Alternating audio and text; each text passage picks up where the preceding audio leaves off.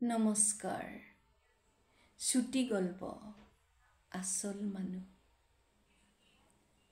দুখীয়া মানুহৰ ঘৰৰ এজনী সহজ সৰল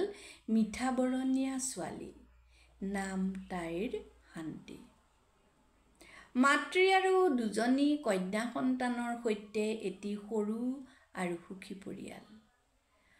শান্তিৰ জন্মৰ এবছৰ নহওঁতে দেউতাক বৃক্ক ৰোগত স্বৰ্গগামী হৈছিল বায়েক পাৰিজাত আৰু শান্তিৰ সৈতে মাকে দেউতাকৰ পেঞ্চনৰ পইচাৰে ঘৰখন চলাইছিল দুইজনী ছোৱালী পঢ়াত মেধাৱী হোৱা বাবে এদিন চাকৰি জীৱনৰ পাতনি মেলিছিল পাৰিজাতৰ গাৰ বৰণ অতি উজ্জ্বল আৰু ধুনীয়া আছিল বাবে এজন প্ৰফেচৰৰ লগত বিয়া হৈছিল কিন্তু শান্তি পঢ়াত অত্যন্ত চোকা হলেও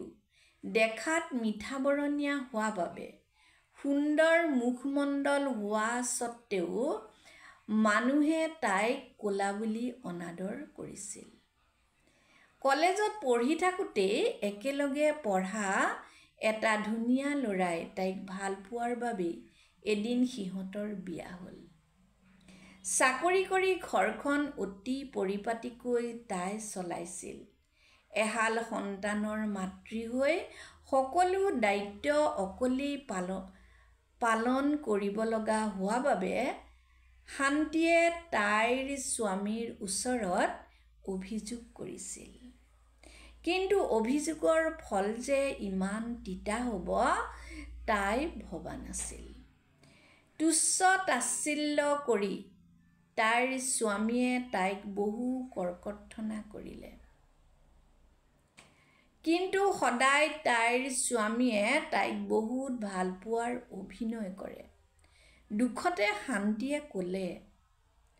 তোমালোকে মানুহক ইমান বেয়াকৈ কোৱা যে আনে সেই কথা দুখ পাব বুলি অকণো ভাবিয়েই নোচোৱা মোক তোমালোকৰ বাই ভনীবোৰে ক'লা বুলি ইমান বেয়াকৈ কয় মই যে দুখ পাম কথাটো ভাবিয়েই নেচায়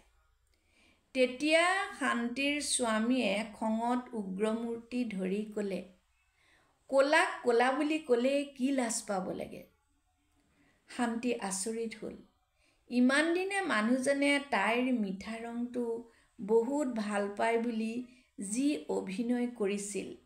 তাৰ আচল মানুহজন এতিয়াহে তাই লগ পালে দুখত শান্তিৰ চকুলো বাগৰি আহিল মানুহজনলৈ চাই ক'লে এইজনেই আচল মানুহ